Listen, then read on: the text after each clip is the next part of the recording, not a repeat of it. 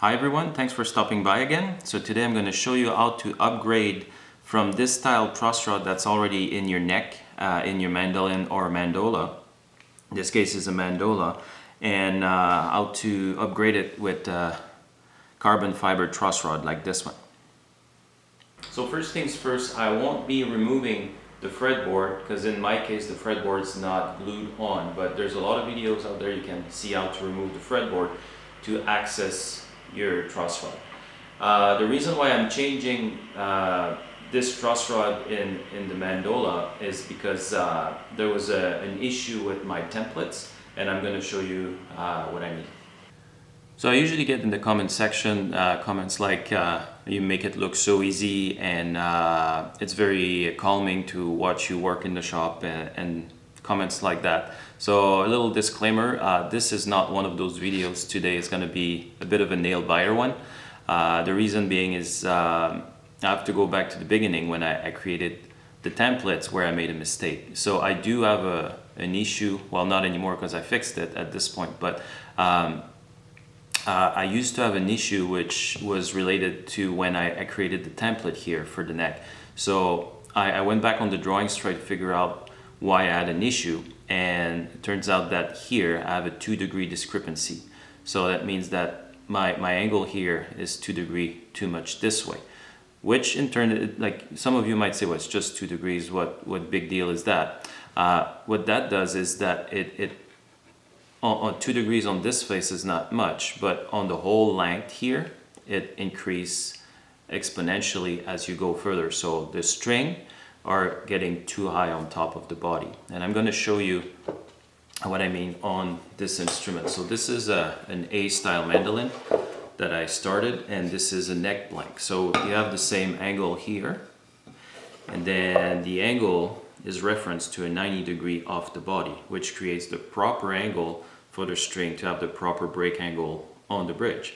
Now if you add 2 degrees on that, which I have right now, that ends up being like way too high over the body, and that's the issue I'm dealing with.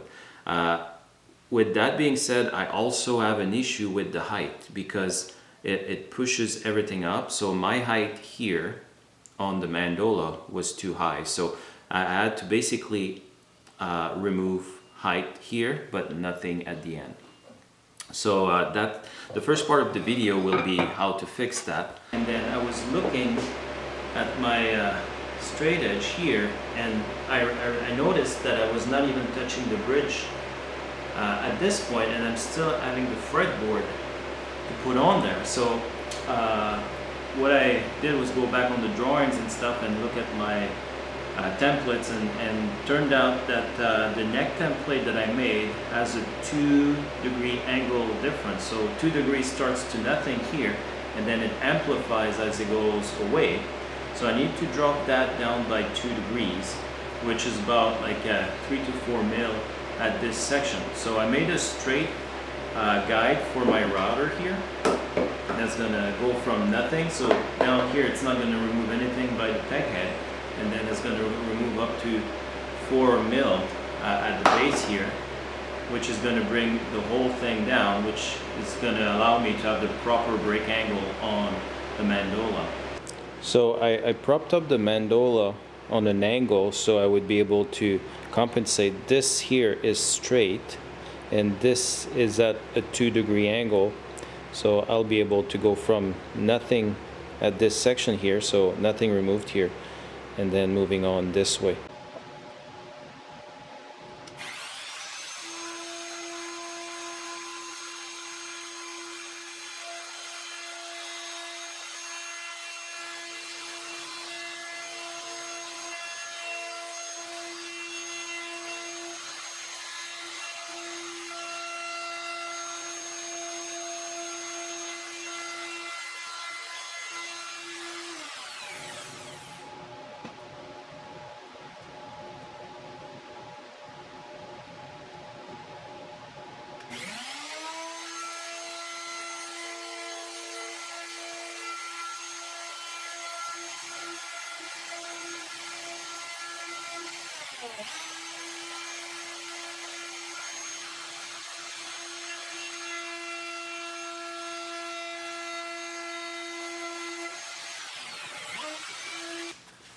So I removed the jig that you saw earlier, and right away you can see there's going to be an issue here.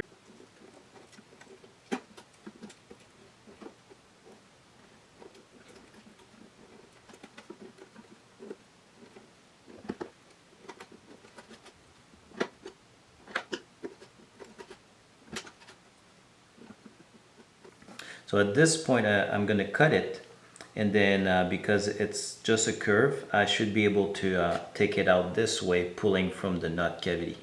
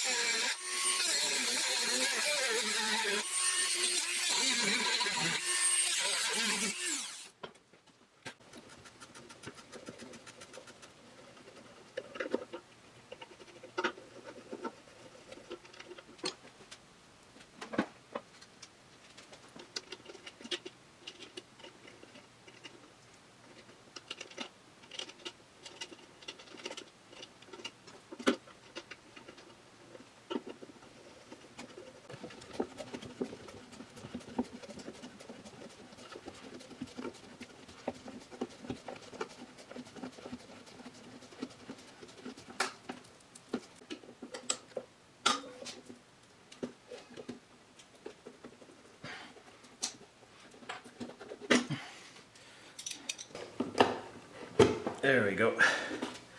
So now I'm going to get a little router and route a channel here to accept the new carbon fiber.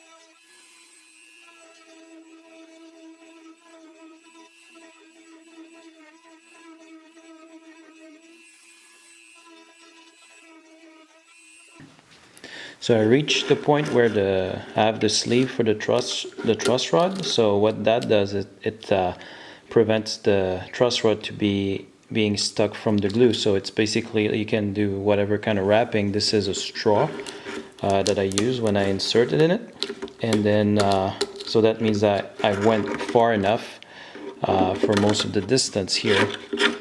And now what I'm going to do is like make sure I've got the proper width to install that carbon fiber truss rod, and then usually the carbon fiber sits flush, but because here we have a deeper channel, I'm going to put a piece of wood on top of it.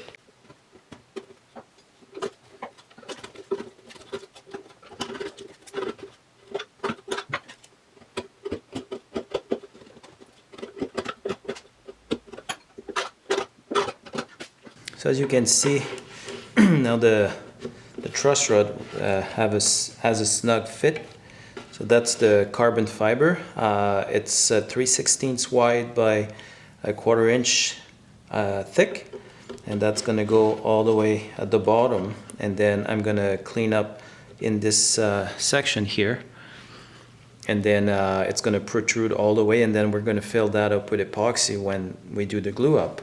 And then on top here we will be adding a piece of wood that's going to cover up the truss rod. So that's going to fill up the void. So some of you might be thinking right now, like, oh wait a minute, like I weakened the neck quite a certain amount by removing all that wood.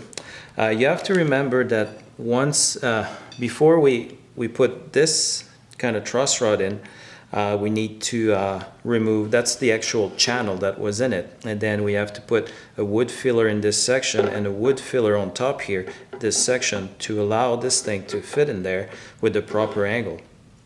So by removing this and putting a truss rod, like a carbon fiber truss rod like this one, this is actually an upgrade, because like those things are like, you can't bend those. And because this thing is like, the neck is about the exposed part that could flex is about 9 inches. You don't actually get a lot of flex in that.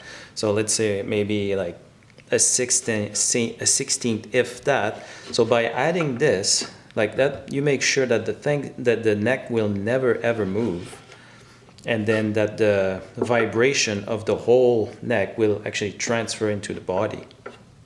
So I never used to put them because I didn't really believe the hype behind them. And then after I used it in my octave mandolin build, like it was night and day. I could actually see the difference between just like a random truss rod, and then when something actually helps binding the whole thing together, it's now part of the instrument, and then helps bring the vibration to the body. So this is going to make for a big improvement.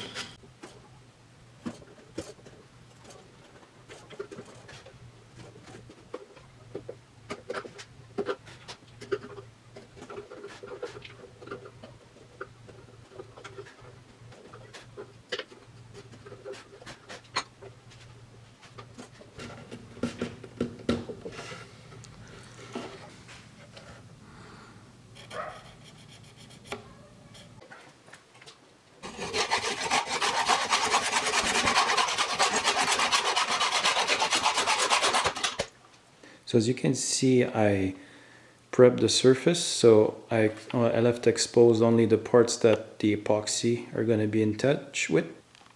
We'll be using this 5-minute epoxy, and my 2 parts are prepped. So on the left you have the truss rod, and then on the right you have like the maple insert that's going to go on top.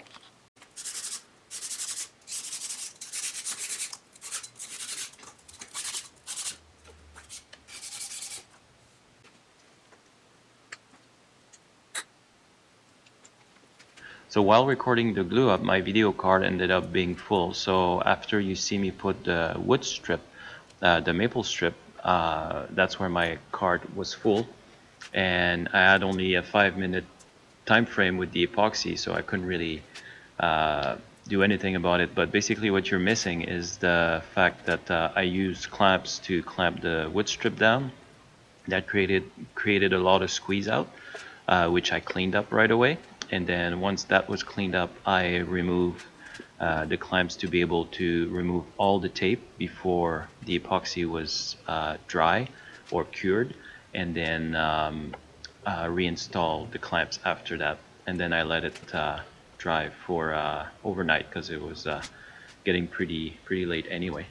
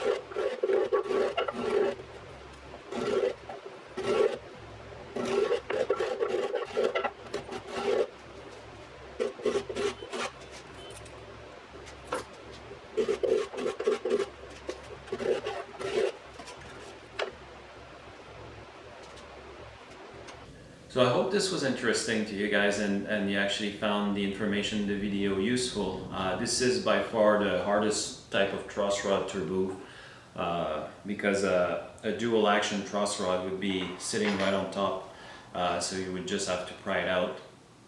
So by removing this, that's a big improvement for the mandola. This kind of truss rod in my instrument making will be non-existent starting my previous instrument. I really like the sound I got from the octave mandolin. That was the first time using carbon fiber, and I can understand why people are getting their mandolins in the shop and removing those to get a carbon fiber truss rod instead. So that's going to be it for this video. I hope you found the information useful. Please leave a comment if you have any questions, and until next time, I wish you well.